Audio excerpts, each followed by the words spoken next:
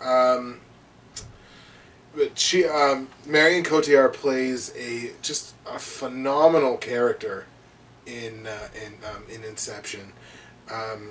You know, she's asked to play an emotionally scarred, very fragile, but at the same time very angry character who has really lost her grip on reality.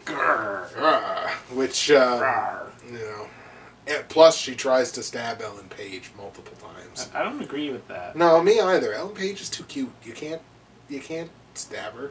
Who knows? How you hate on Ellen Page? Ellen Page lives in Halifax. Somehow she may come across this video. Who knows? Be in my movie. Yeah. I want to make a movie, and I want you to act in it. And it only stars you and him.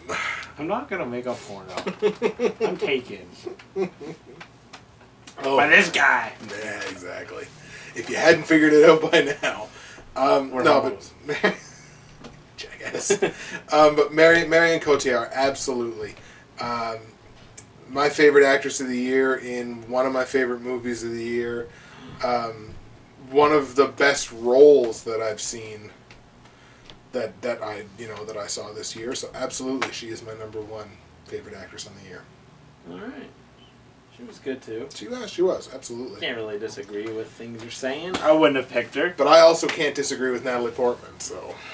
Never disagree with Natalie Portman. Alright, so now what we're doing is we're going on to, drumroll please, or something resembling one, Best Actor! And you start this one off. Alright, I'll start this one off. My #3 Best Actor on the year, and the only reason he's #3 is because he didn't really do a ton as far as like really big name roles this year, but at the same time he showed up in a couple of movies, has a couple of movies set for 2011, and I think he deserves a little bit of respect. So my #3 #3 actor on the year is gonna be Liam Neeson. Liam Neeson. Liam Neeson played the male lead in Chloe, was husband opposite of Julianne Moore. Also played a demented, basically a really low key demented funeral parlor practitioner in Afterlife with Christina Ricci, which by the way Christina Ricci's naked pretty well 60-65% of the whole movie. Disgraceful. Disgraceful. You should be ashamed of yourself. You did Casper. Put your pants on.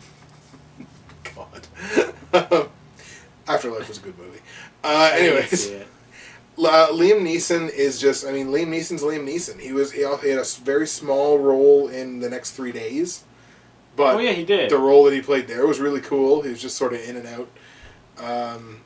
Yeah. Every time you see Liam Neeson, it's always a treat. Yeah, it's a privilege.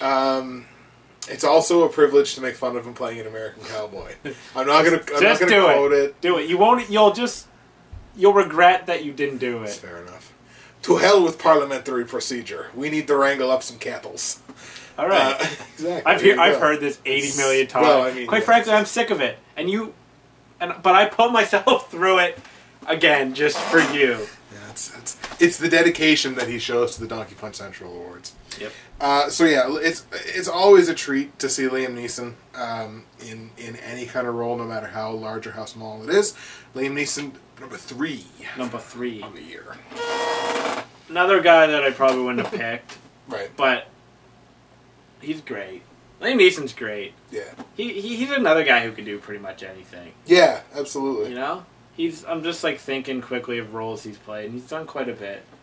Plays a good badass. Yeah. Just throwing it out there, not from this year, but go see Taken if you haven't seen it, because it's one of the most, it was one of the greatest, just kicking ass movies in the last, decade. Right. So, whatever. Liam Neeson. Whatever.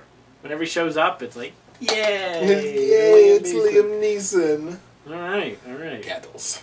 Cattles. Okay, you're #3 on the year. Shameful. Who's that? #3 is George Clooney. Now, my 1 and 2 were very definitive. I didn't really have any arguments with myself. Mhm. But just saying, for number 3, it came down to George Clooney for The American, Ryan Reynolds in Buried, and, oh my god. I had another guy. Gosling? No. No, but Gosling's good too. Anyway, whatever. It came down to... Jeff Bridges for True Grit. Because I like seeing him too. It's a privilege. But I ended up choosing George Clooney because, in The American, he does such a great job just portraying emotion in a really subtle way, with just even his face. His face gives a lot of it away, and some people don't like the movie, some people love the movie, and but George Clooney gives a really non-elaborate performance or anything, just kind of a low-key performance, and he does it really well.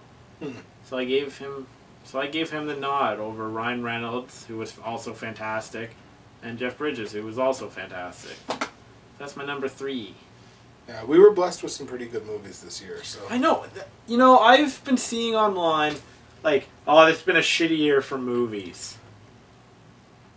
What are they watching? It's been, I don't know. A lot of people are saying it's been a shitty year for movies because box office attendance is down 20%. And yet somehow the movie industry still made $10.5 billion last year, which is a record. Even if you don't go see all the foreign flicks and whatnot, even the indie ones or whatever, there's still so many great mainstream movies. Oh yeah, absolutely. I mean, I don't know. No pleasing some people. Every year is a good year for movies. All right? If you don't think it is, you are not looking hard enough. Yeah, exactly. Because there is always going to be something. So. Yep. I don't think there's been a year that's gone by without 1 or 2 really great movies. If you see 5 great movies, it's a good year. Yep, absolutely. Because whatever. That's 10 to 15 hours of your life. Yeah, Exactly. All right. My number 2 actor on the year is going to be getting this nod because not only was he in 2 of the biggest and best, most successful movies of the year, but he also plays 2 of the biggest and best characters of the year. So my number 2 on the year is Leonardo DiCaprio. DiCaprio, I think, is one of those actors who early in his career sort of got written off because he was the guy that was in Titanic. Yeah. And he was after Titanic, he was sort of typecast and was in a bunch of roles that nobody really gave a shit about because they were second-rate Titanics. And yet people forget that he was in What's Eating Gilbert Grape. Yeah, exactly. People forget that even when he was younger, he was in movies like that. Yeah, absolutely. And now this year he came out and, as I said, was in 2 of the biggest grossing and best movies of the year, those being Inception and Shutter Island, and played 2 different but really, really compelling and great characters. I don't know if they were that different. They were in ways. Well, they were. But I think fundamentally they were kind of similar. But anyway, go on. No, that's fair though. He plays a psychologically damaged character in Shutter Island, where he thinks he's a U.S. Marshal and all this stuff, and then in Inception is sort of a mental thief who's also sort of fighting with his own. Also, psychologically damaged. That's why I say sort of fighting with his own. He was demons sort of and stuff similar. Like that. Yeah, absolutely. The way they go about everything is quite different. Yeah. And what I love about Leo is you can put Leo with basically any other male actor as his sort of his co-star there, and his performance can bring the best out of the other person. Because in those 2 movies, you had Joseph Gordon-Levitt in Inception, and Joseph Gordon-Levitt's a great actor. Very underrated. Extremely underrated. Matter of fact, I probably could have put him on this list.